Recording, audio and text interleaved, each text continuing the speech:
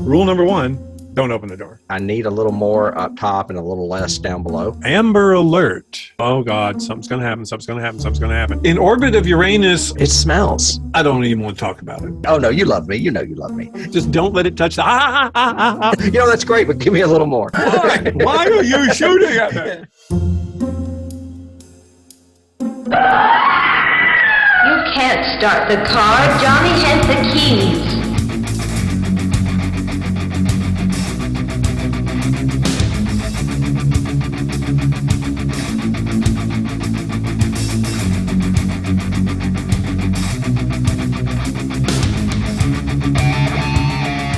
Hello, hello, hello out there in podcast and YouTube land. You have reached Johnny Has the Keys, where we talk about horror movies and science fiction films and those key elements that lift and separate them from the genre fair. Sometimes above, sometimes below, always distinct. If you are joining us for the first time, we would like to welcome you. You probably already know that we deep dive into movies on this show, horror and sci-fi in particular, and we would like to welcome you back. Those that are joining us for the first time, we would like to induct you into our obsession. Sorry, we had a bit of an internet thing. I will edit No, out. but I love that you induct you into our obsession. Is really cool. We need T-shirts now. We do. And for those of you that don't know, if you are new, my name is Tim, and I am here with my good friend and co-host, David Horton. David, how are you doing? I'm doing well. It seems like forever since we've recorded, but I'm enjoying it and getting back into it and everything else. I have the time though to actually watch something, which is, rare for me. And what have you done in your genre week? But I've had on my list for a few months and everything else, a movie that came out called Stowaway. It came out in 2021. And it was a Netflix original, which doesn't mean anything. It means anybody could have produced it. Netflix has bought it. So I don't think they literally produced it. Yeah, it was probably made in like Pakistan or something. Yeah, no. This is all English, American, everything else. It stars Anna Kendrick, Daniel Day Kim, Shamir Anderson. I mean, it's got a great pedigree of cast, or a great cast. It's directed and written by a guy named Joe Penna, Penna, who I had never heard of before. He actually comes from a lot of music videos and everything else. So I think this was his directorial feature. Maybe not, but it seems to be. And when I first saw the trailer, I went, oh, okay. So all they did, this is just yet another remake of Cold Equations. You and I have talked about this before on the podcast for different times. There was a great short story that came out in the 40s called Cold Equations, which was basically about a single pilot who's on a rescue mission. He's taking these emergency medical supplies to this very far off colony that has this disease that's broken out on it. And he's about a tenth of the way through the journey and suddenly realizes there's a stowaway on board, a young girl. And the way space travel works and the way the short story works is there's only enough fuel for his weight, the weight of the pod, and the medical supplies. So that's the calculations.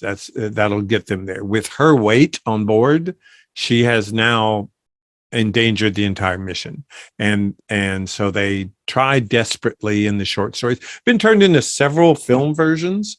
I was going to say, it sounds familiar to me. Oh, yeah. Several film versions, several radio play versions. We even did it during COVID at the theater. We did our own version of it as a COVID theater play, like half an hour. Because basically the whole thing is space is cold and space is unforgiving. And the only reason the little girl, the young girl, she's like, teenager, she's stowed away is because her brother is on the planet. And she didn't know he was going to take medical supplies. She just knew that he was going there. She heard about it while they were on the ship. So she stowed away aboard the ship. But her weight now means that both of them will die. And so will the medical supplies, which means everybody on the colony will die as well. Oh, wow. So they have Heavy. to make the hard call. And the hard call is she can't stay aboard the ship. So the cold equation of space is she has to sacrifice herself to save her brother and the colonists and the pilot and everything else. And it's a great short story, very emotional, really cool. Naturally has been turned into several versions. Okay. So I saw this, and basically the trailer was that. It's a trip to Mars. It's a one-way trip. They only have X amount of fuel. And a guy, a maintenance worker, was knocked unconscious during the launch and is still on board. So his weight now threatens the entire, but it's not just that. When they wake him up, there's an air cycling. They make it better because there's an air cycling problem, and they only have enough oxygen for 3, but now there's 4 of them. So who is going to make the sacrifice? Anna Kendrick is the lead in it. It stars, this wonderful lady that you like a lot. I think her last name is, Colette.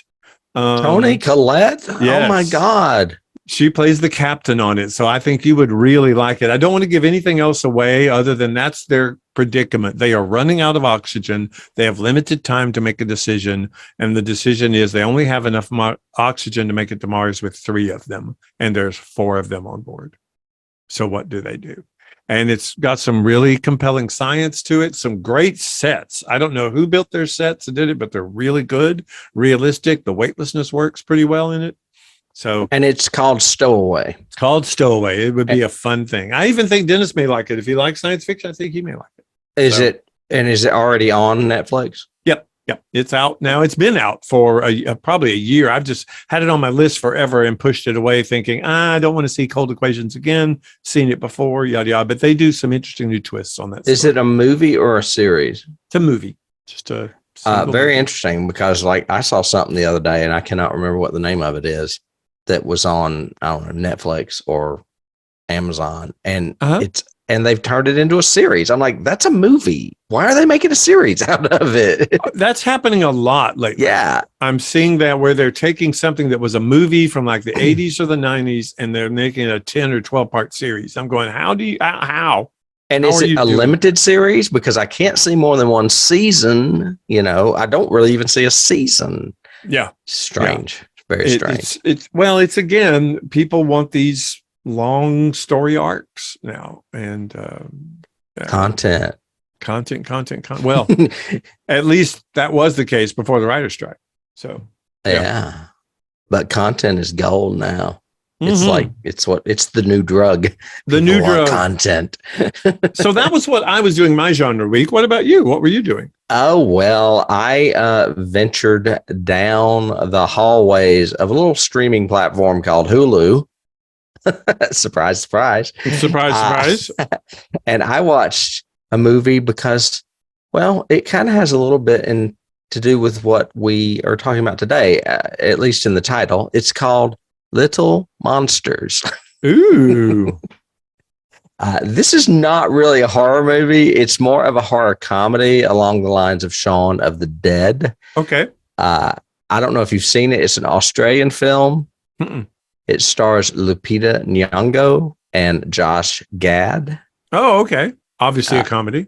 Very, very funny. And of course, I love zombies. So what am I to say about turning a zombie film away? Mm-hmm. Like I said, it's an Australian movie, so I'm unfamiliar with the people that made it. And one of the stars, Alexander England, the lead, is also Australian. I'm not very familiar with him. Of course, I am familiar with Lupito and Josh.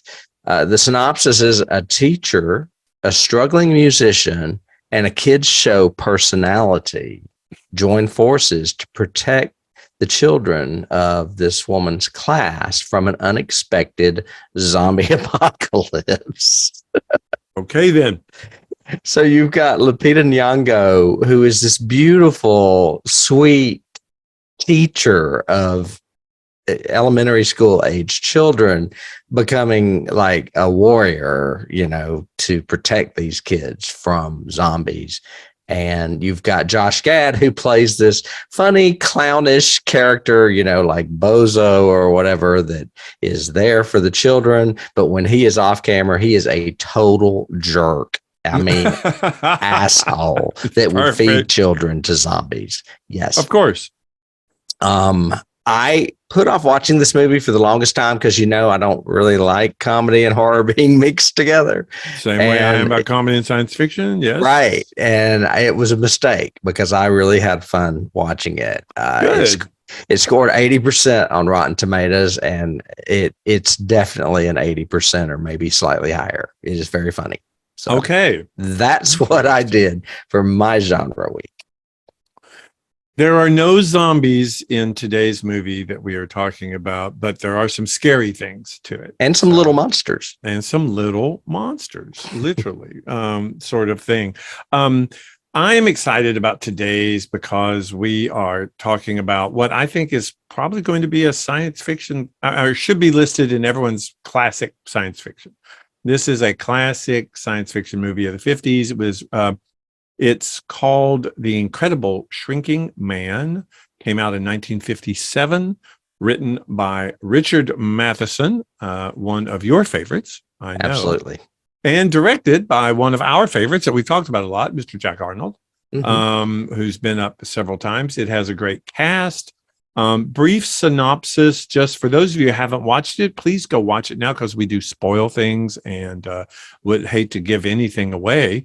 But basically, the story in a nutshell is we meet a very typical 50s guys, I guess you would say, a 50s couple. Well, it is 1957. Yeah. But he's just a mid-level sort of businessman, everything else. He and his girlfriend at the time, or fiance, girlfriend, because he asks her, are out on his brother's boat, just kind of enjoying the ocean. When she goes downstairs to get him a beer, he is suddenly engulfed in a mysterious cloud, which puts glitter all over him. And 6 months later, suddenly realizes that he is starting to literally physically shrink. He is not just losing weight. It's not just thinner. He is getting shorter, which even the doctors are mystified by. And this gradual shrinking continues until at one point he is actually almost killed by the family cat. He ends up taking refuge in the basement where he's essentially trapped because of his now size of maybe 2 inches. And he has to fight off predators in this basement arena, I guess. Chamber of horrors. Yes. Yeah. And it has a very unique and interesting ending. And I think that's one of the things that we'll talk about when we get to it, but it has a very unique ending. What did you think? I'm sure you've seen this movie before. I've seen this movie a few times. Okay. Do you remember the first time? Oh, no. I would say it was probably in the 90s on like AMC before it became what it is today. It used to be more like Turner Classic Movies. Mm-hmm. I watched a lot of classic movies back in the 90s. First of all, I love this film. You mentioned Richard Matheson. He is a marvelous writer, one of my favorites. He is definitely one of Stephen King's favorite writers. Stephen King has said he was influenced by him numerous times. I have read a lot of Richard Matheson. I own a lot. I have a lot signed. I have met him. I had never read this book, and so I read it.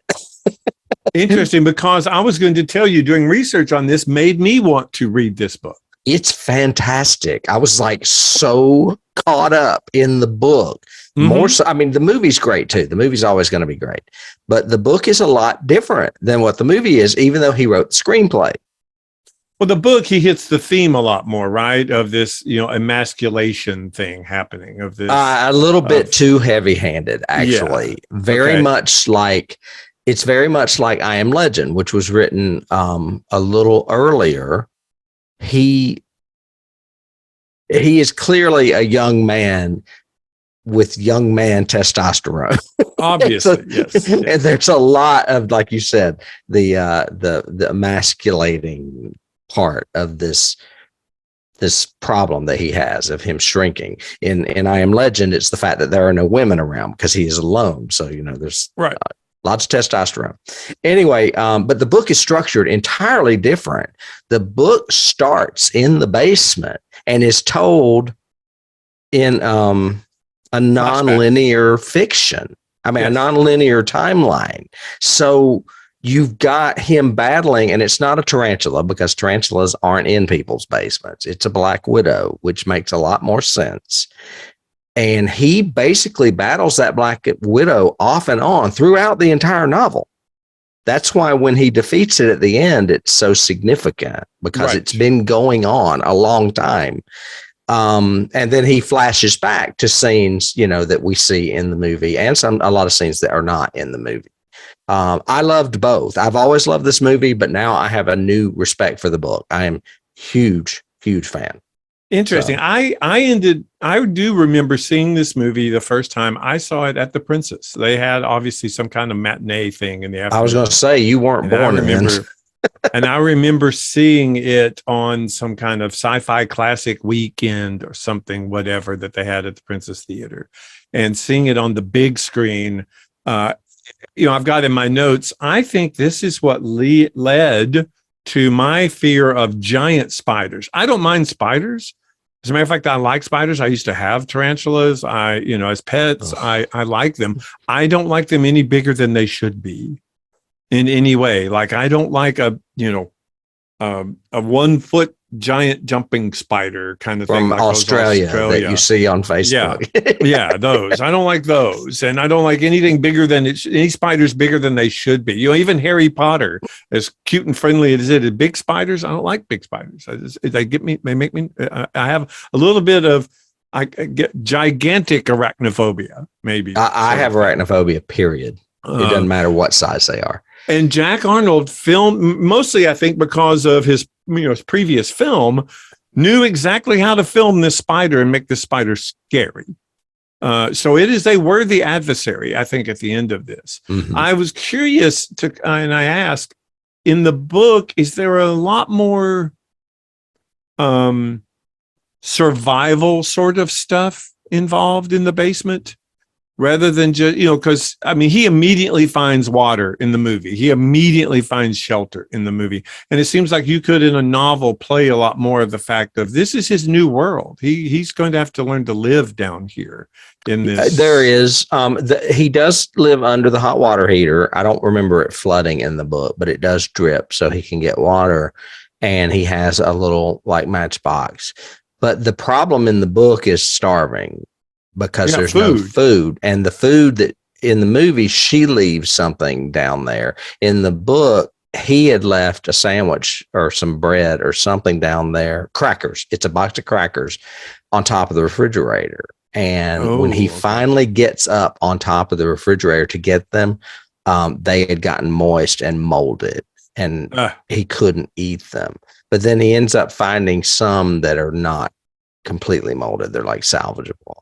Okay. But, cool. the big thing is him not starving because there's no food down there. Yeah. Well, it's that typical survival thing. The first thing you have to do is find fire, second thing is shelter. Mm-hmm. Third thing is food. Mm-hmm. And whether it's Survivor, the game show, or, Naked and Afraid, whatever, that's the basic tenets. You got to do that sort of thing. But we don't get to that basement immediately in the movie, like in the novel. In the movie, it's much more of we're facing him and his personal relationship with his wife and everything that goes on and his kind of mental attitude before the whole friendly cat incident sort of thing.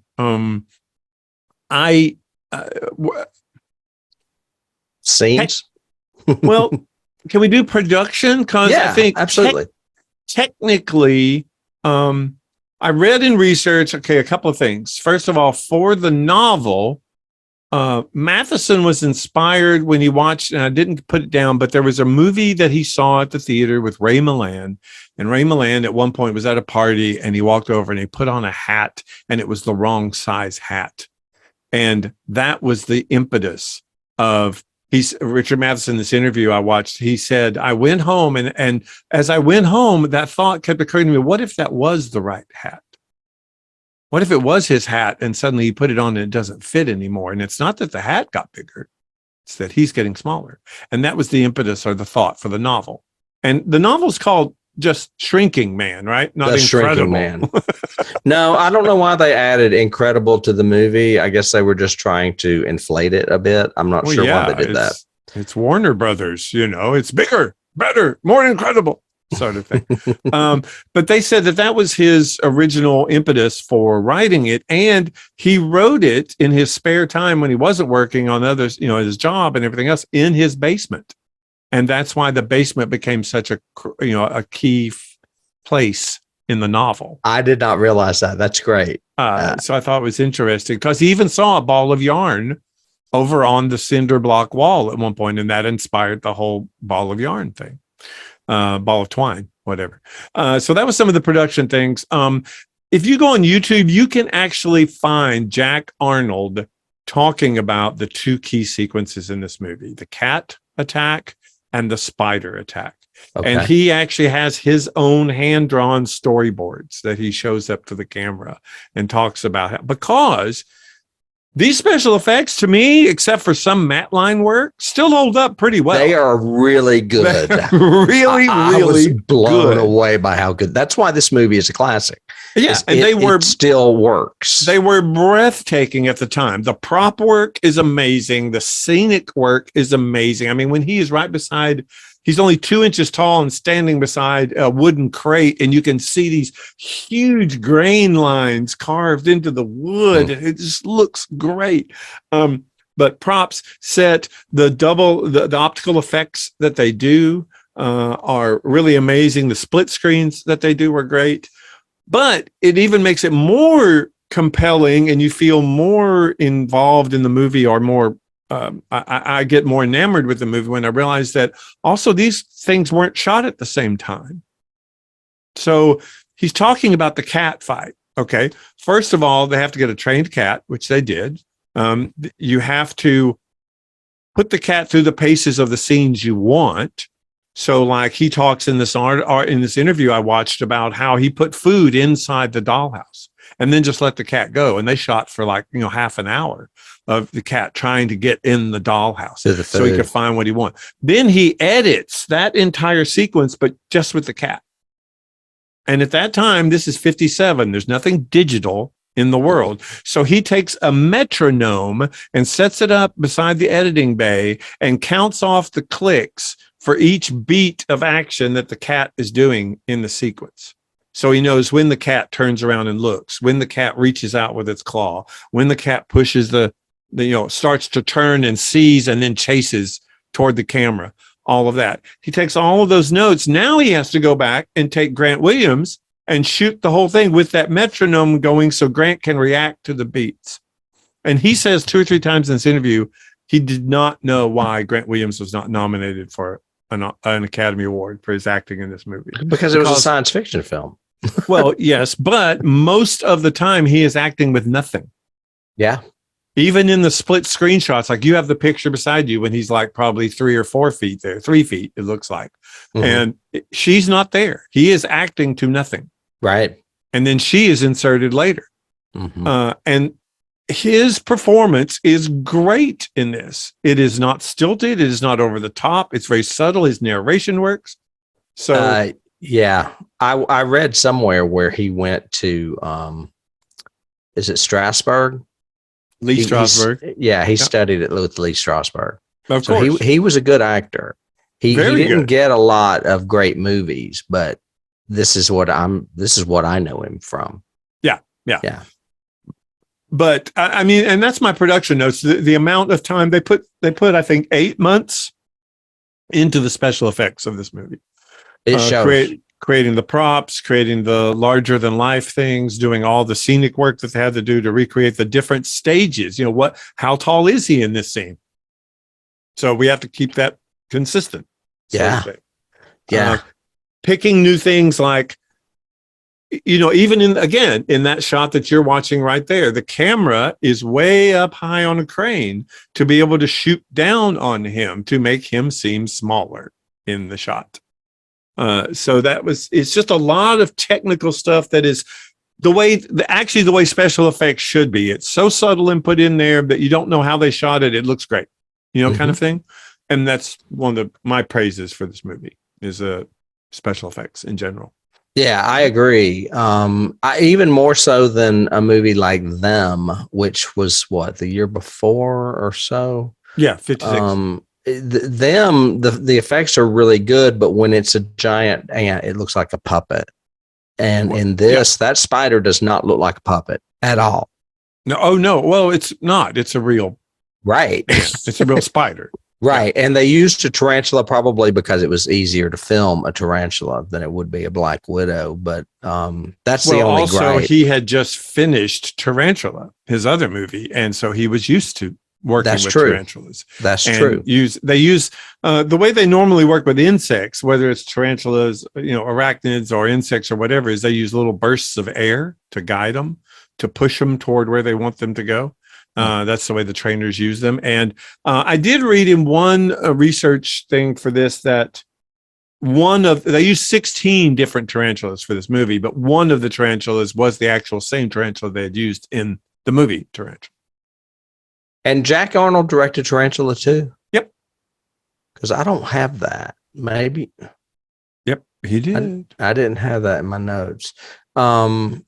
I know that we have covered Jack Arnold, obviously, because we did Creature from the Black Lagoon. Yes. But we also did a movie called This Island Earth, which he is offhandedly credited for. Yeah. They may have taken the movie away from the director and given it to him. It's the Spielberg, Tobe Hooper Poltergeist thing. Yes, exactly. Who directed it and who didn't. We've kind of done two of his movies. I don't remember him doing Tarantula because we haven't covered it, but I do remember that we talked about he didn't go on to much more. He went straight to television and started doing Gilligan's Island. Oh, he did a lot of Gilligan's Island. Like exactly. 28 episodes or something. Right. Yeah. So it's like he did these wonderful movies in the 50s and then I guess just went to TV because it was easier. I don't know. I was going to say that exact same thing because that's kind of the impression I got looking at his bio. Is he had done these fantastical movies and all this stuff and then just decided this is a lot easier over here. I mean, it's 9 to 5 every day, come in, work with Gilligan, go home. Yeah. Well, I mean, and a lot of actors do the same because it's an easy gig. He also did one that we haven't covered that I'm sure is on our list. It Came from Outer Space. So far, we've covered 3 now of his, and It Came from Outer Space, and Tarantula will probably be next. Oh, yeah. Well, I've wanted to do Tarantula since we started. So eventually we will get there. I love that movie. And we'll pair it with Kingdom of the Spiders, starring William Shatner. Yes. There you go. Did you have any other production notes? No, not really. Again, the acting is great in this. What about scenes? Your scenes? I was going to mention some scenes that are not in the movie that are in the book. Oh yeah. Okay. First of all, they did not want a nonlinear timeline. They wanted a straightforward story because I guess they thought audiences weren't intelligent enough to handle flashbacks. Right. So, but there are some scenes that did not make the book. One is him going to this carnival and meeting this little person, female, that he negotiates having sex with his wife. Well, he meets her in the movie. Correct.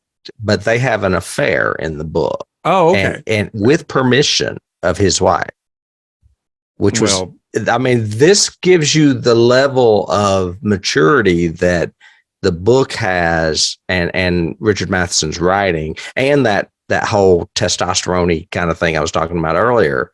Yeah, that pseudo misogyny kind of thing. Yeah. Right. Yeah. And it was a little too, I don't know, too taboo for what studio felt audience could stomach.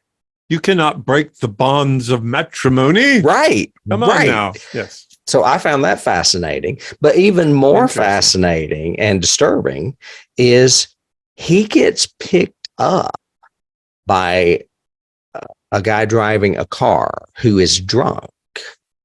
And the guy is either gay or just, I don't know, a pedophile, because the guy thinks he's a kid and starts hitting on it and starts like flirting with him. And he ends up having to get out of the car and get away.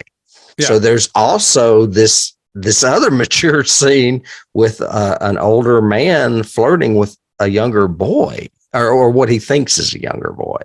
Which still goes along with that whole subtext of you're losing your masculinity. You're now a victim.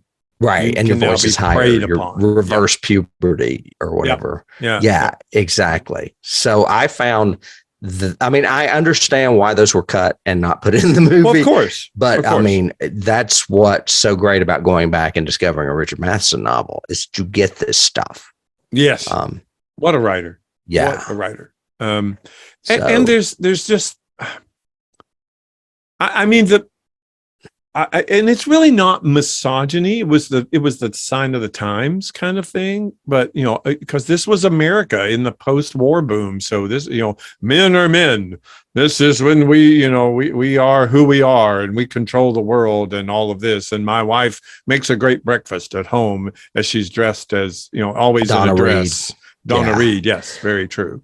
Yeah. And then lastly, before he is so small that they don't know he exists anymore in the basement, they hide him in the basement because he's got a daughter. They are married and have a daughter, and she has to go to work because he can't work anymore. Right. So there's a whole thing there with the emasculation thing too, because all of a sudden she becomes the breadwinner because he can't provide.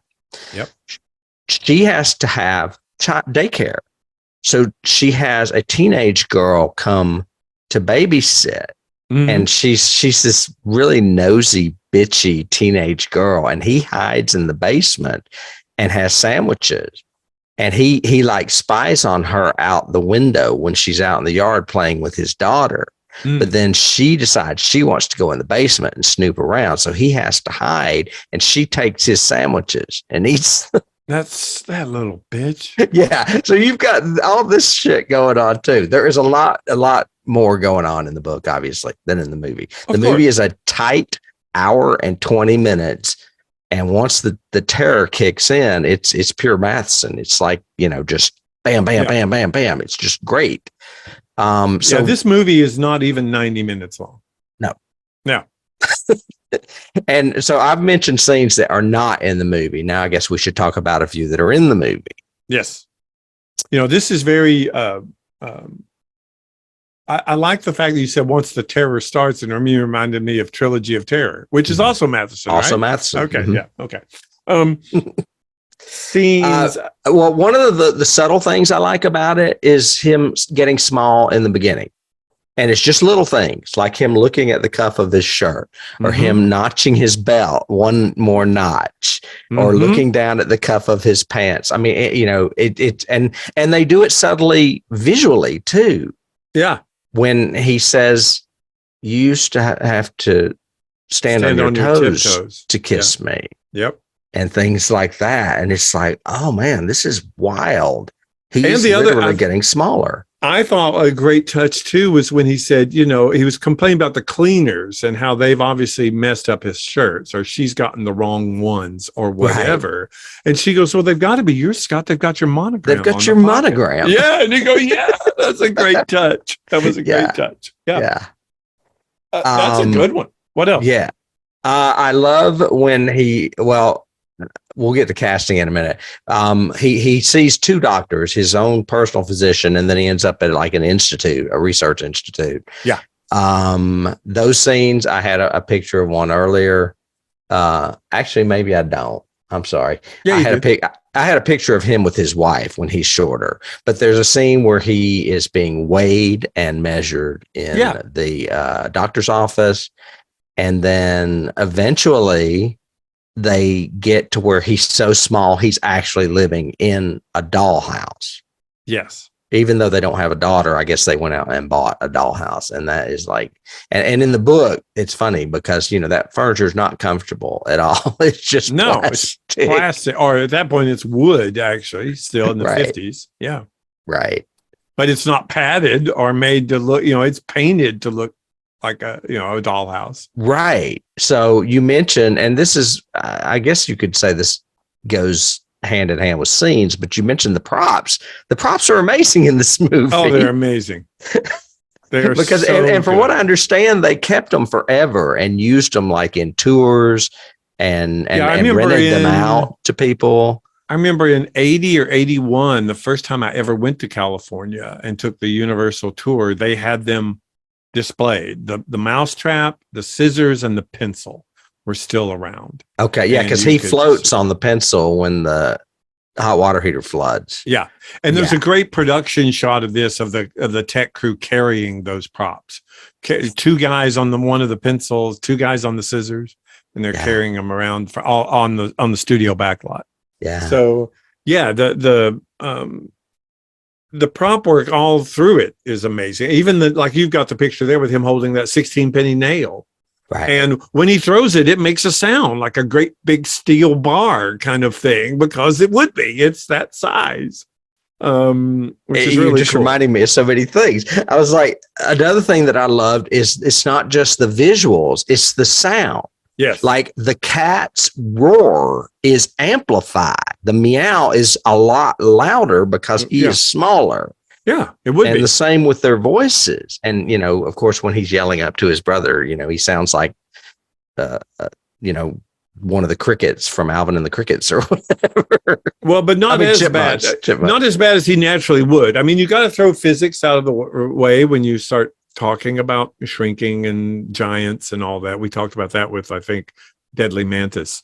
When he would get so small that he wouldn't even be able to breathe anymore because he couldn't take in enough oxygen. The molecules would be too big for him. That's some heavy science fiction there. Well, that's why insects don't really have lungs. They have these different organs that process oxygen a different way.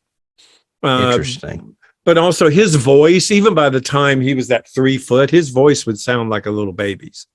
It would say, because our voices are based on the size of our larynx, and our vocal cords, and his would be tiny. That's how it plays into the book, because he starts sounding like a kid, which is not going to turn your wife on, obviously, or make you feel very strong and masculine. So there's that. Scenes. I agree with you. I think some of the early scenes in this people look over a lot, and they're actually really good. Mm-hmm. And a lot of it has the subtle deal. I really liked the whole scene with the photographers and the reporters and everything else. It actually gave me a key that's kind of a loose key, but we'll get to when we get to keys. But him looking out the window while she's in the kitchen, and then them having that fight, and then him getting all upset about it, but then coming back and apologizing. It was just the way you can see the strain on their marriage happening, and the way it's not working. And they're both trying so hard to make it work, but you can't fight the physicality of what's actually happening. And that was, I thought that was a great scene. That's not one of the spectacular scenes. Yeah. There's also, in the book, there's a lot more of his brother and him, basically them living in that house that is owned by his brother. His brother has got him the job he's got. So he's kind of he's not really a deadbeat, but he definitely feels like he's not earning his position, because his brother has had to rescue him as far as a job and as far as a place to live. And now here he is again with this condition where he's going to get worse. He's not going to be able to make money. His brother's going to have to let him go from the job. And, the fact that they're not paying rent for their house, which is owned by the brother. Yeah, it seems like those are things that would, in a modern version of this story, those are things that they would play up on. Mm-hmm. This deterioration of the family, this dependence, and how that happens, and the fact that you can't, it's almost like dealing with someone who has a terminal illness. Right. And you're having to adapt your world for them. This movie would be a fantastic movie to remake. The problem is they'll turn it into I Am Legend and add too much. Agreed. It takes place in a basement. It doesn't need to be too much. There'll be 7 spiders, and then we'll go into the quantum realm and we'll meet Ant-Man or whatever. There'll be rats and there'll be ants and it'll be too much. Too much. Agreed, All you need is a cat and a spider. Which, by the way, if you had to talk about scenes, those are my 2 big ones. Oh, yeah, for sure. The cat, definitely. That whole sequence from when we first realized that he's living in this dollhouse and having to put up with it, and the whole thing with Butch coming in and attacking him and chasing him. Although, as a person who owns cats, first of all, it is really not fair to make the cat out to be the villain in this piece. That's unfair. But secondly, as a person who's had a cat and several scratches in my life, if I was that size and that cat reached in the window and scratched my back, I'd be a dead man. Yeah. There's no way. It would hurt so bad, and the infection would just be awful. I thought it looked really realistic when the paw hit him though and pushed him forward. Yeah. 2 or 3 of the scenic integrations, considering this was rear projected and he's just really reacting to a screen kind of thing, are great. And the whole progression, it was a Tom and Jerry, real action sort of thing. Agreed. It was. I like a lot of the preceding stuff early on too, that kind of allude to what's going to happen, like him holding the cat or him pushing the cat off the bed when it's time to go to bed or whatever. I'm like, ooh, that cat's going to come back and get you when you are little. Yeah. And there's actually a great scene. There's a great scene after the fight that he and his wife have and everything else, where he's like in his chair over on one side of the screen and the other screen is the cat, and they're almost the same size. Mm-hmm. And you kind of go, uh-oh, this isn't going to be good. It's kind of a foreshadow very subtly. Yeah. Soon the cat's going to be bigger than him. Yeah. That's not going to be a good thing. He's going to be pushing him off his bed. Mm-hmm.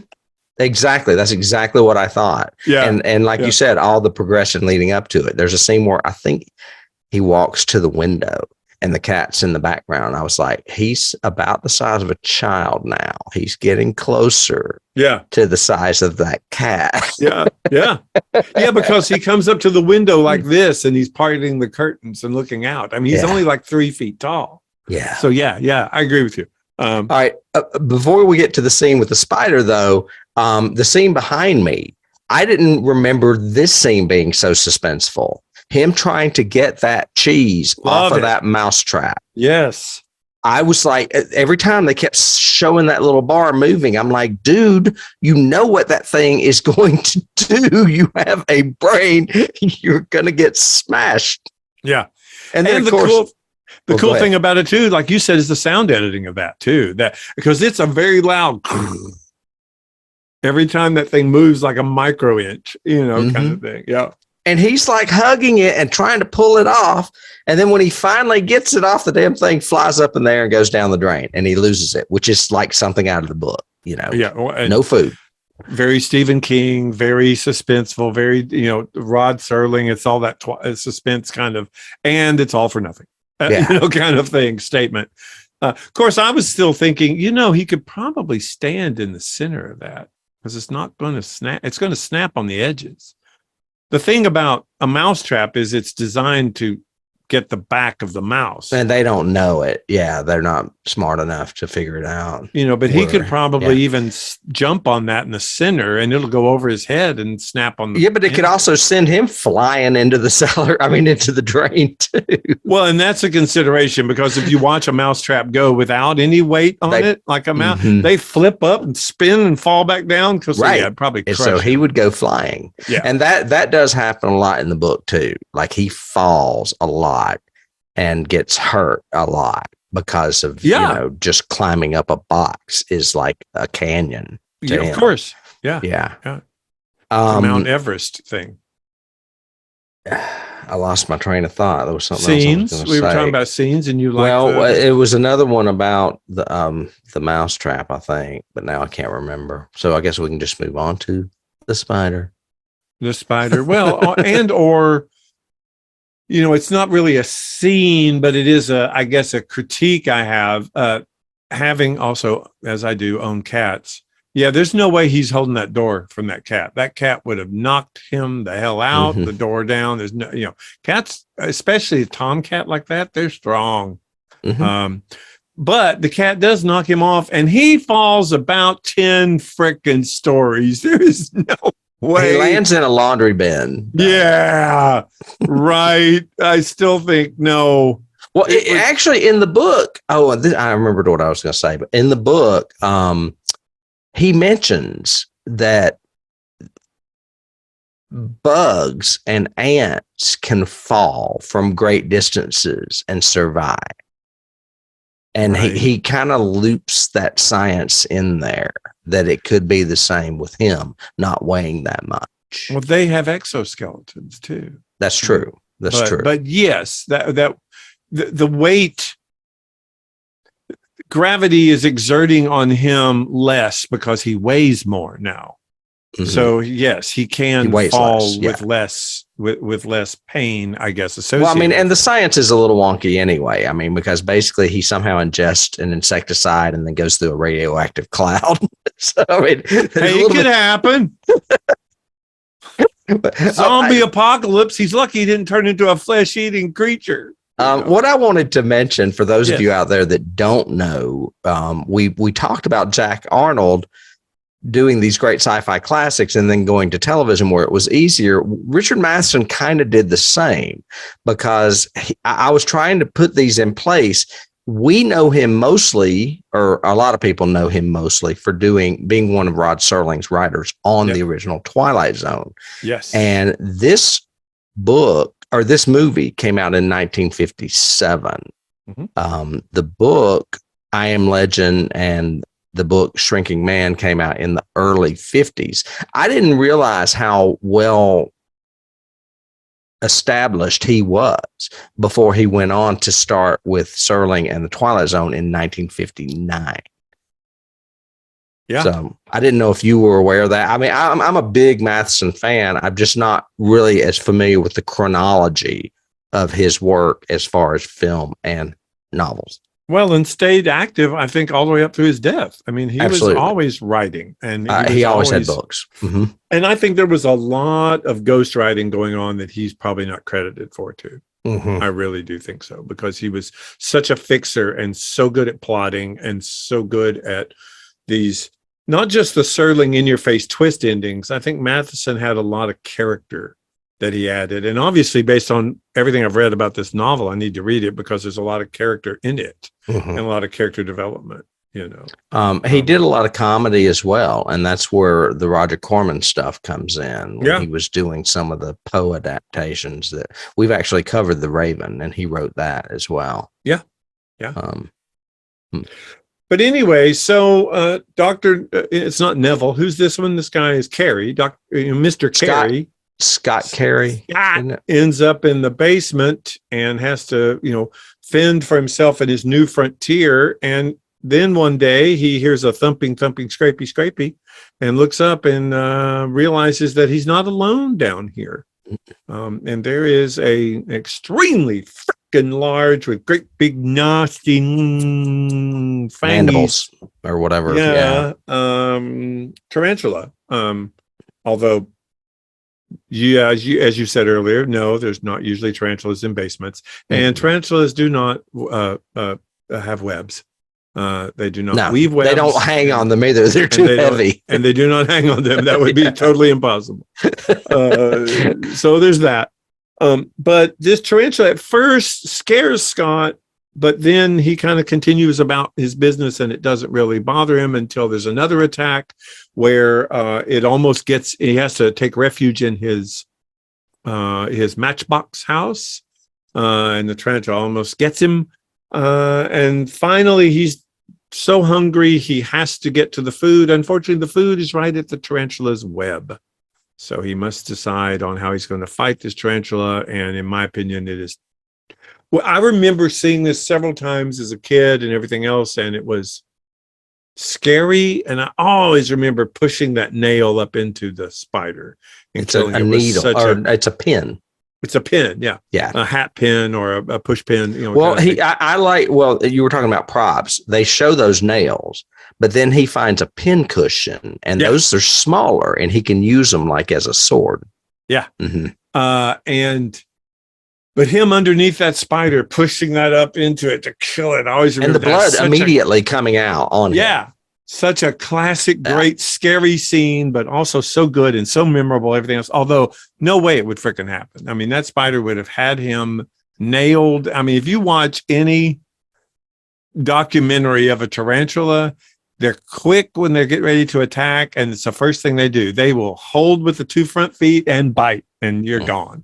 And that's it. And there's no way he's sliding underneath it while he's on top of him and everything. But still, it's just, even thinking about it, I'm getting the oochies because it's just, I mean, Arnold shoots that thing with, from his POV underneath it with that dripping mouth kind of thing.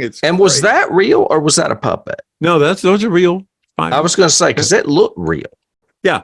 All the tarantula in this is not a puppet in any way. All of this is actual. I was just talking about the mouth, that when they were showing the mouth. Yeah.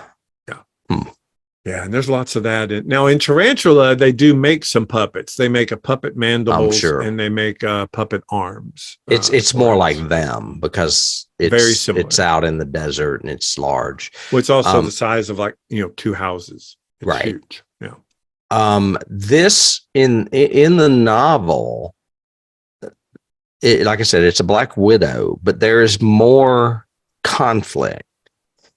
This spider is out to get him, and he is constantly looking over his shoulders, afraid that it's going to turn up, which is great as far as suspense.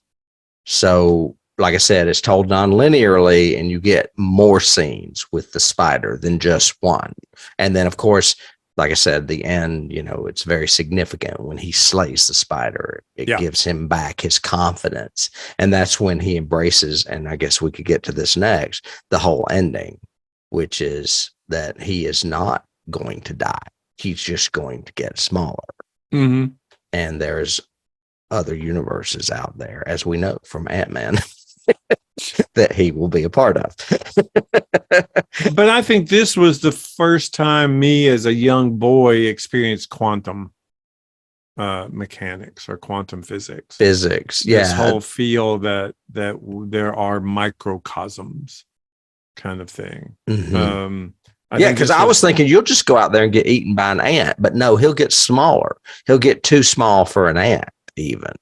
Oh yeah, he'll get submolecular. He'll become dust mites, or what have you. Right. The mites, the attack of the mites. Yes.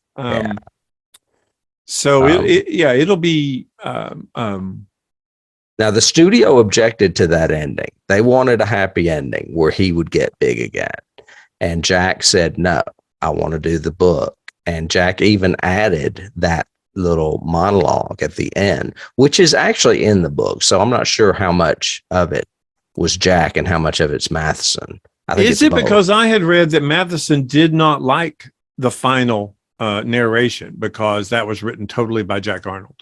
And maybe he didn't because he didn't write it, but it is very much like what he does in the book. Yeah, but I think it's a difference in the subtlety of the the messaging. I think in the novel, it's much more of there are infinite universes out there, and that's what he's going to explore because he's going to keep shrinking. And whereas Arnold's is very much God takes care of you, God is a good person, and I am a God's child or whatever. A little bit, yeah, a little bit maybe on the religion. I don't remember it, but maybe that is what he objected to, and he would have, I'm sure, because he was I don't know if he was an atheist, but he sure wrote like one, especially in I Am Legend. Yeah. Yes. I think most of his writing is almost always secular. So I think that works. Well, he wrote What Dreams May Come too, which is about the afterlife. Yep. As well. So there's this, but yeah, I think it was impactful and should be noted for this ending, this very open, unique ending without a happy ending, really. Or is it a happy ending? We don't know. It's kind of left there. In limbo kind of thing, which is great and unexpected. And especially in 57, when you were supposed to be, it's either going to be look to the skies or, we can triumph over the ants or whatever. Or hug me, you beautiful woman. Yes. The end's happy. Yeah. And the mantis moves just a second and you realize it's just a reflex, So, yes. Oh, my goodness. Cast. A little bit on cast. Who is this guy? Who is this? Who is this Moses? Did you know, this is just a little bit of trivia before I get into the actual cast, who did the narration for the trailer on this film? Orson Welles. Yes. Orson Welles. Yes, I did know that. I thought that was fabulous. I think they actually approached him first to direct it. Oh, did they? He was going to direct this movie. And you know what? I think I may have that in my trivia. I think you're right. I had forgotten that. I forget why, but he turned it down. He was working on Touch of Evil at that studio, Universal. And that's why they said, hey, will you read this for our trailer? And he went, sure, whatever. Whatever. I will have no wine before it's time. There you go. This movie stars Grant Williams. I mentioned he was a student of Lee Strasberg. Originally, Arnold wanted a guy named Dan O'Harely to play. Yeah. Dan O'Harely, I got in my notes that he was in RoboCop and Halloween 3. Yep. That's the big one. So he was a pretty big character actor from what I get. He declined the role. So Grant got it. As he should. Well, that's unfortunate for Mr. O'Harely because I think that would have been a good little addition to his genre oeuvre. Randy Stewart played Lou Carey. That's Louise Carey, his wife. Producers wanted Mara Corday, who starred in Tarantula. Oh, Mara Corday. Okay, I know who's did I say Mara? Yeah, sorry. I did not know who Mara was, but other than Tarantula, apparently she was good friends with Clint Eastwood because she was like his leading lady in the 1980s. Okay. In a lot of his, I guess, Dirty Harry films or whatever films. Maybe Every Which Way But Loose. I think that was Sandra Locke, though. Anyway, Randy,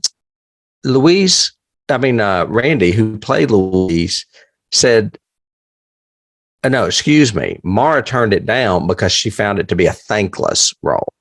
And honestly, there isn't a lot to the role, really. Nope. The main part of this movie is Scott, because it's his world, not hers. Yep. Well, it is hers until he's so small she can't see him anymore. April Kent played Clarice. She is the little person that we alluded to that does make an appearance in the movie. Paul Langton played Charlie Carey, who is the brother. However, there are two other familiar faces in this movie. Would you like to elaborate on any of them? The doctor? The very first doctor. Yeah. Is William Schallert. Yep. Who we just discussed weeks ago in the episode, The Trouble with Triples. Yep. The Star Trek episode. Yes. We do on our Patreon podcast. He is the last surviving member of the cast until 2016. He died in 2016. Wow. So okay, I did not know that. great character actor. He's in Yes. everything. His IMDb page goes for just scads and scads of entries. I mean, hundreds and hundreds, because he was in everything. Anyway, he's a very, very familiar face. However, he refers Scott to a doctor at a scientific institute that may be able to help him further, since he can't do anything. And do you recognize that doctor? I did not. Not that I remember. Well, I'll give you a big hint. He didn't have a toupee on, so he looked different. Okay. He was played by Raymond Bailey, otherwise known as Mr. Drysdale Mr. from the Beverly Drysdale. Hillbillies. Wow.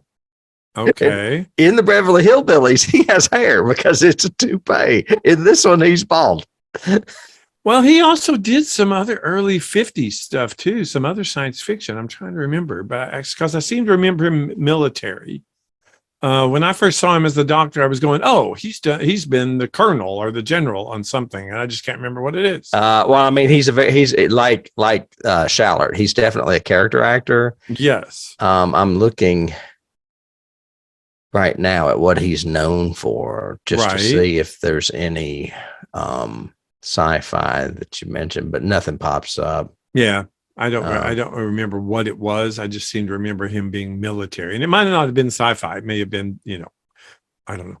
Well, I mean, considering the time, it was very, very likely that he was in a 50 science fiction movie. He definitely was in Twilight Zone episodes, and I'm showing here that he was also in Vertigo, which would have been late 50s as well. Yeah, late 50s as well. Yep. So anyway, so that's Raymond Bailey and William Shallert, two character actors that also make appearances in this movie. Yep. I have nothing else on cast, but as far as awards, well, Billy Curtis is in there too, who's really a cameo. But he plays the little person, the male one that actually comes up and says, "Hey, Clarice," or whatever, That's her name. Mm-hmm. Yeah. Is it her name? I made that. Clarice is the female little person. Yes. Oh, okay. Yeah. But yeah, so, and he's fairly well known. He did a bunch, again, in the 50s and 60s, did a bunch of television and a bunch of, Westerns, that kind of stuff. So, yes. And I noticed, and I will say this, forgive me out there, that they use the word midget in this movie. They do. Is not a very well accepted term now, but they refer to themselves as midgets in this movie. Yeah, I thought that was interesting, but that's just, Correct. a product of the time. And he also is in an episode of Star Trek that we have coming up on Dilithium Chamber, Journey to Babel. He's one of the gold. Remember the two gold little people aliens that are in the I don't. I only remember the Andorian and the ones that look like pigs. Well, now you'll have to look for it. Okay. I haven't watched it yet. And if you're on cast, then the last one I have is the Butch. Butch was actually it won awards. He was the cat, award-winning cat. Yes. Oh, really? What else was he in? He was in, I think, hold on, I've got it because I looked it up because one of the documentaries said he was the most award-winning person in the cast. And I went, what?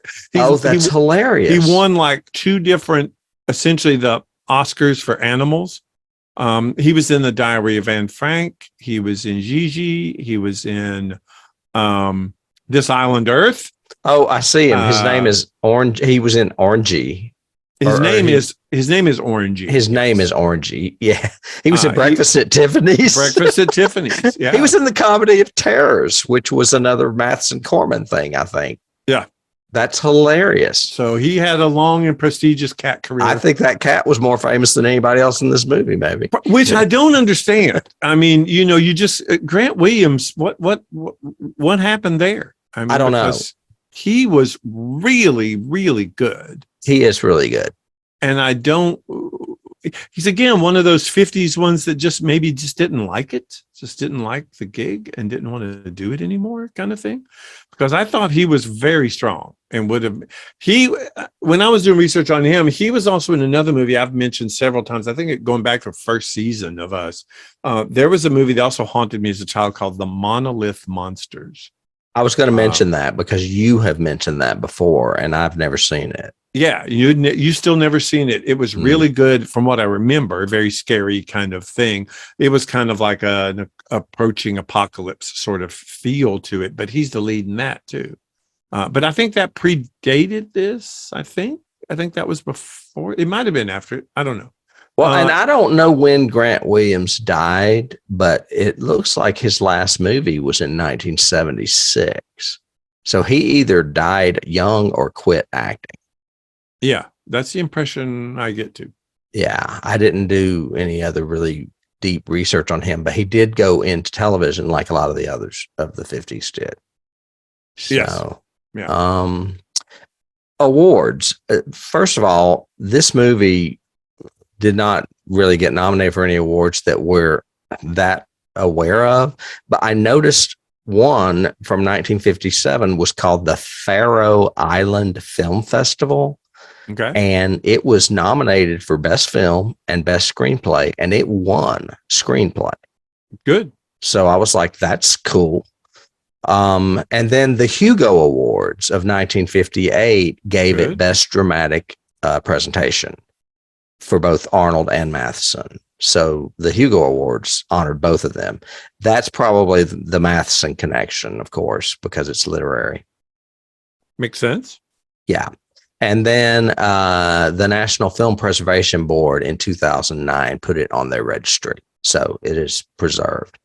And lastly, guess what, David? What? It is on the list of 1,001 movies you must see before you die. You must see it. I totally agree with that. I think this movie deserves to be on that list for sure. I mean, we talked about how impactful and important Creature from the Black Lagoon was. I think this one is too. I think these are two massive standouts of the 50s of great science fiction television, filmmaking. And it should be. It's good. Well, and you tend to dislike more horror that I like, and I tend to dislike more sci-fi that you like. Mm-hmm. But when we both agree on something, it better be on that damn list. And I agree with this one wholeheartedly. I do too, wholeheartedly. Of course, so should Deadly Mantis, but No, I don't know about that. them maybe, but no, I don't know about Deadly Mantis. Yeah, I think Them was on it. I can't remember. God, I've got to comprise. I've got to put together a list of these. Yeah, we need every movie we've ever covered, which are on that list and which are not. I need to do that. And before we jump to keys, the last thing I had in doing some research on this was not just the a subtle example of the gender politics is what this reviewer called it in this.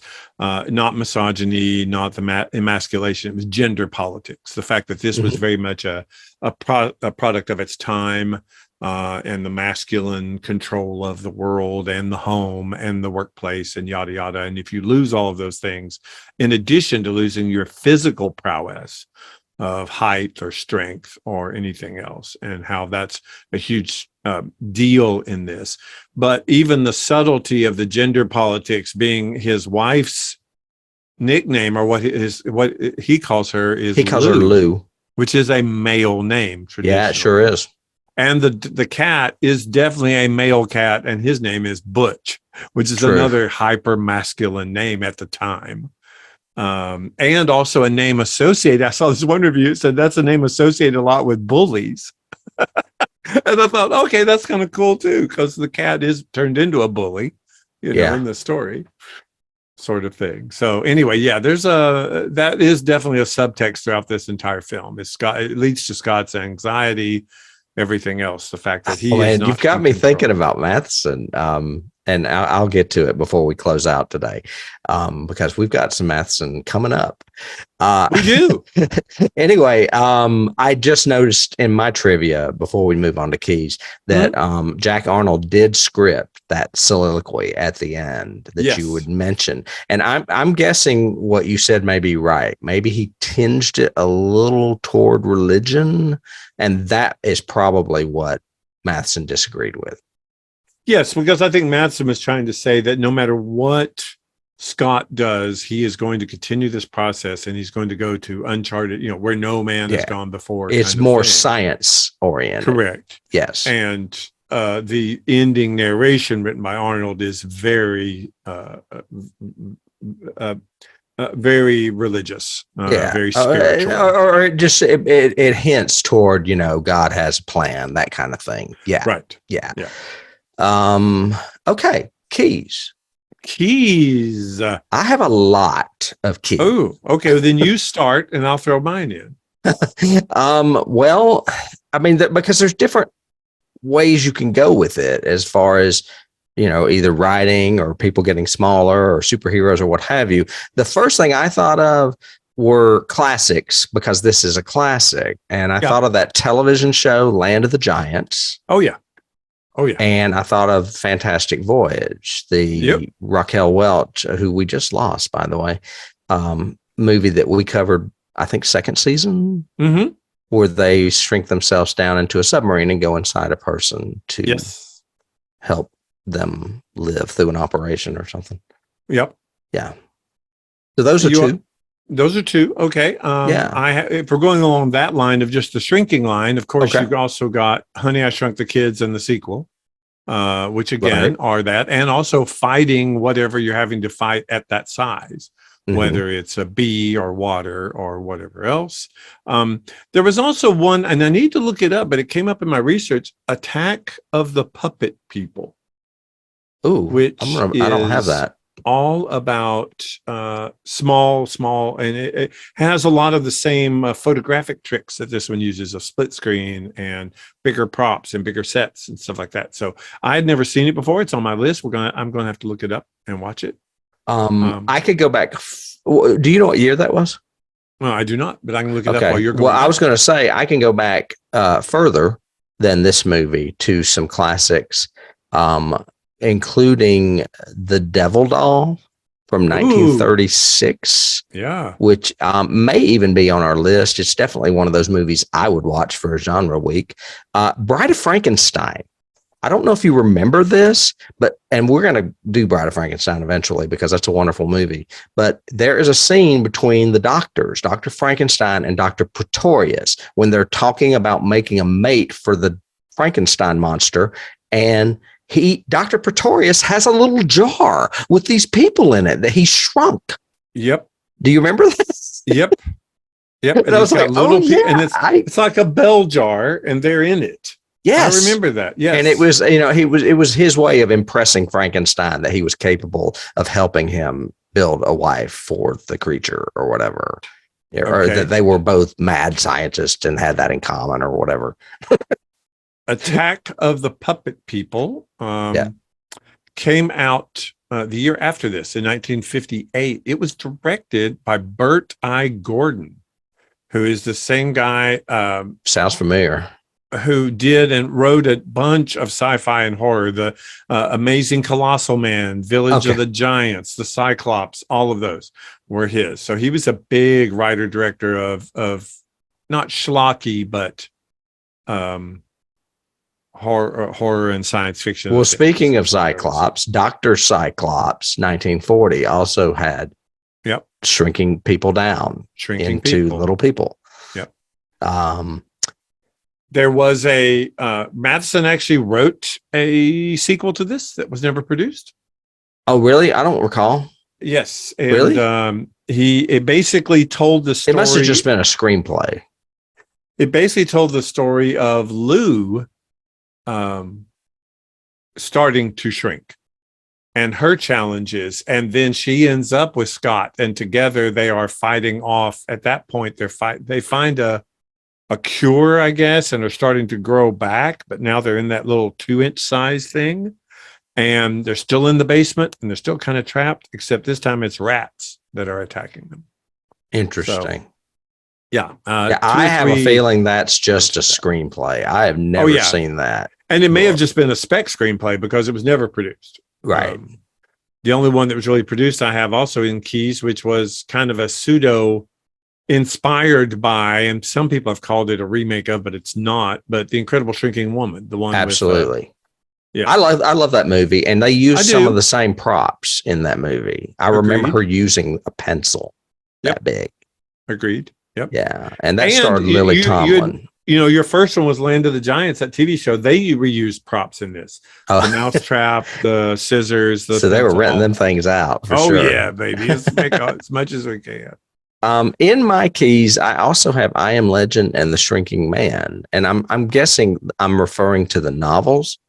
Of course, The Shrinking Man is obviously a key, but I have I Am Legend. I think it's probably because of what we were talking about and him being a young male, testosterone laden person, because both those books and some of his other novels are very hetero oriented. For a lack of better words. Yep. Not that I have any problems with that. It's just almost in your face a little bit, especially with I Am Legend.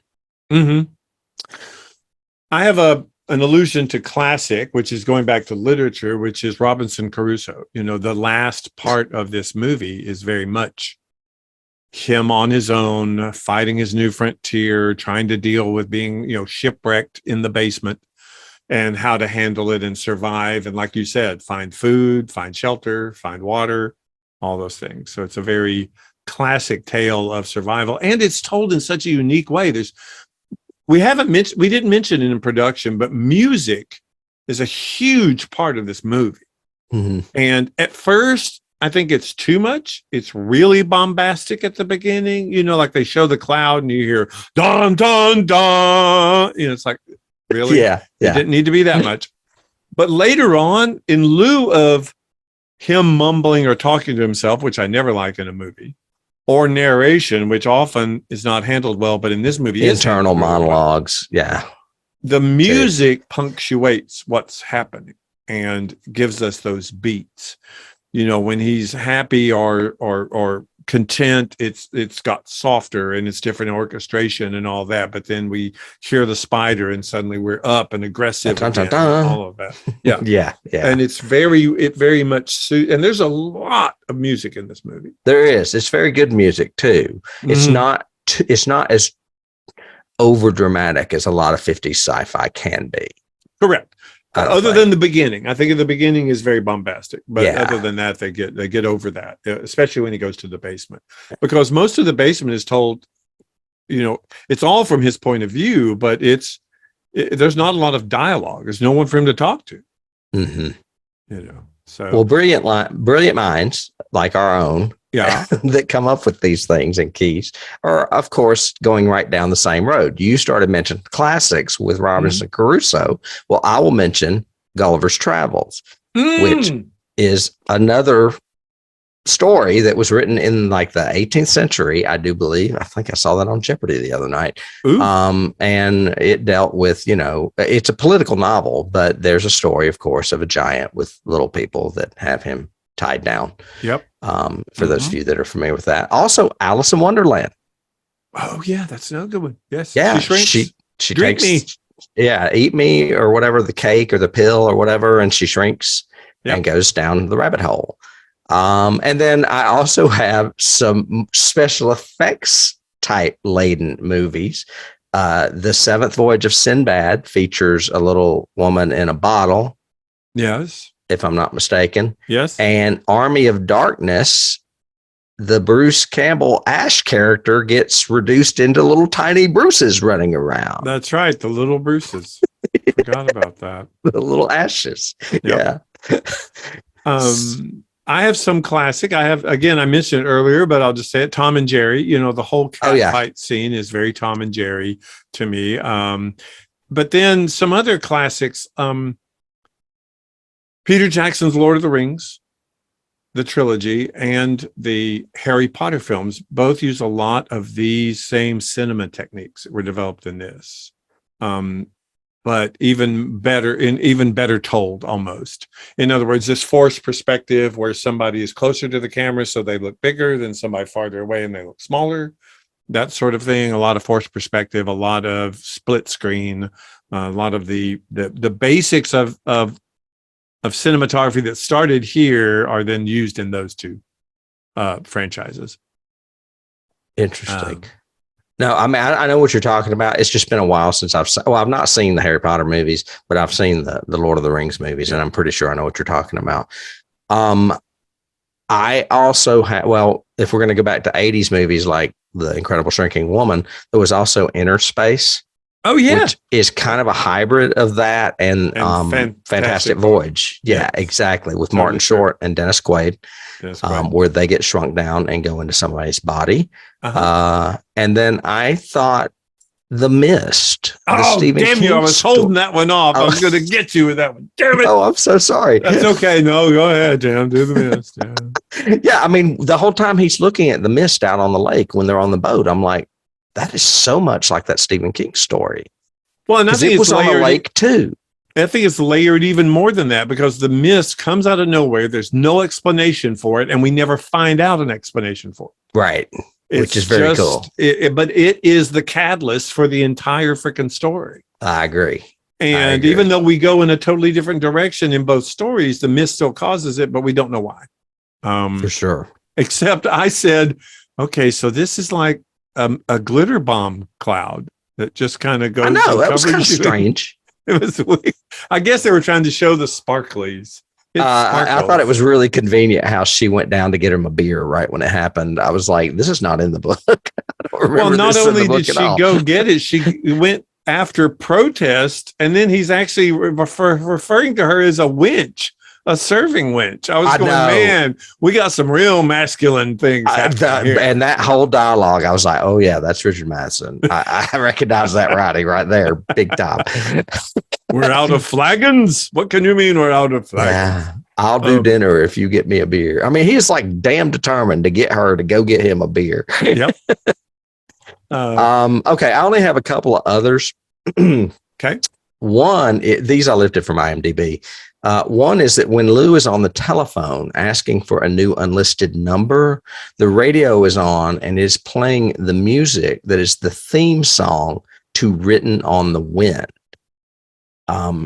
Those of you that don't know, David and I watch things other than sci-fi and horror, and I'm a huge Douglas Sirk fan. And Douglas Sirk directed Written on the Wind, and it also features Grant Williams. So that's another movie he did. Okay. I don't know if that was intentionally that, that Arnold decided, hey, let's put some music in from one of your other movies. Or if it was something Universal owned. I don't know. I have no idea. I just thought it was coincident and kind of funny. And then I have one last one that I think is so obvious that people are probably screaming at us right now, David, for not saying it. Ant-Man? Yes. Yeah. Ant-Man. Ant-Man, the Avengers, Quantumania, you name it. It's all the same premise. Yes, very much so.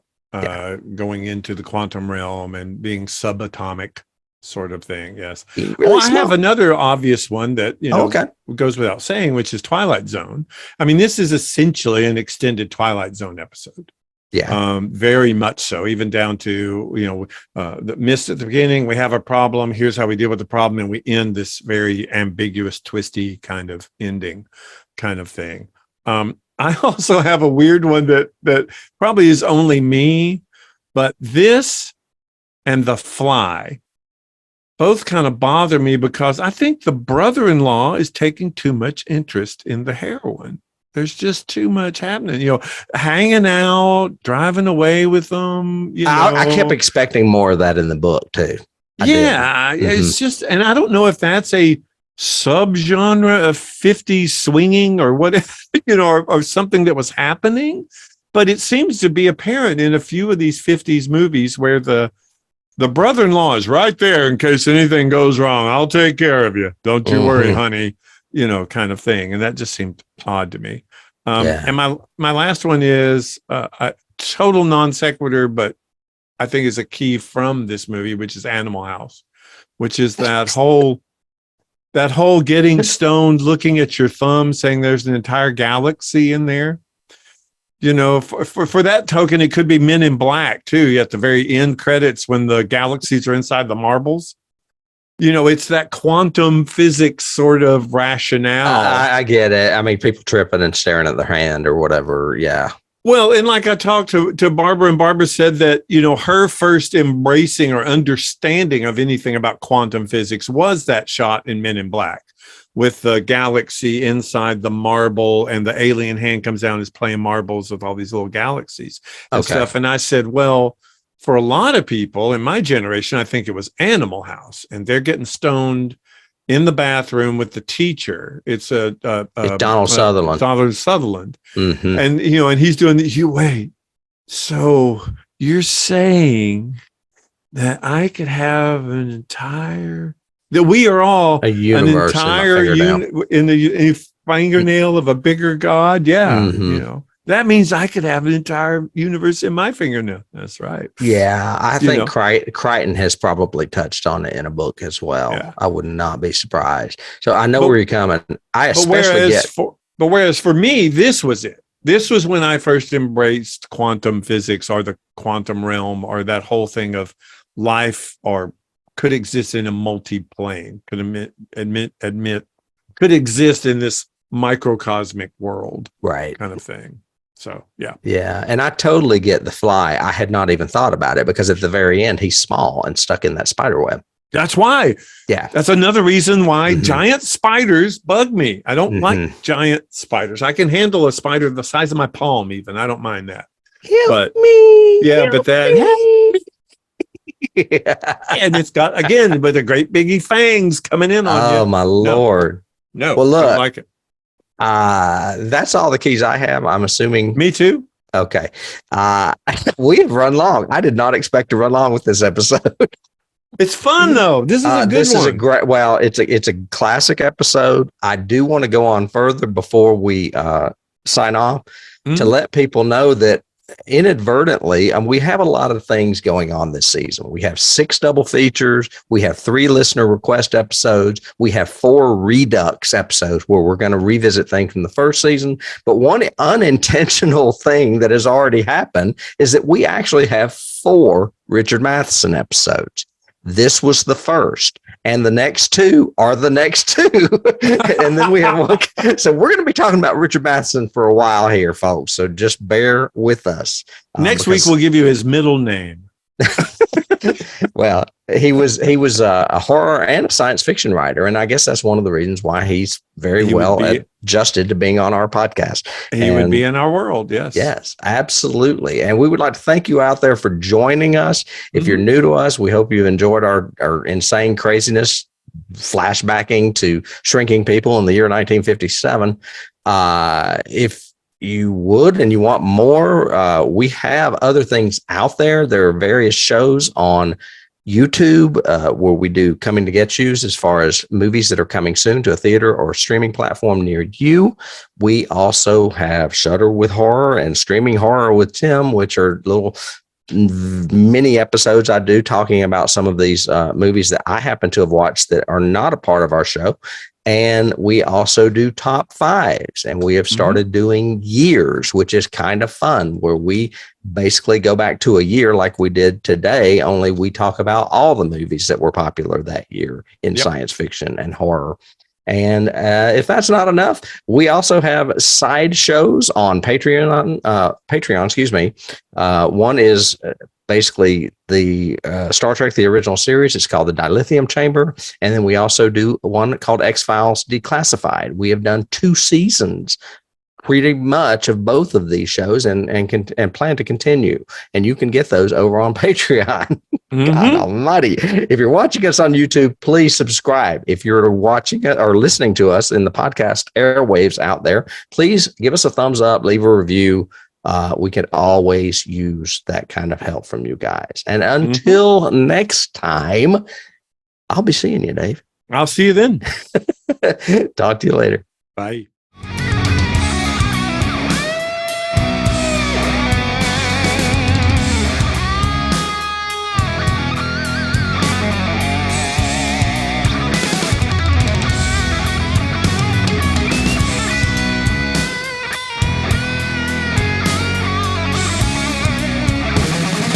Can't start the car. Johnny has the keys.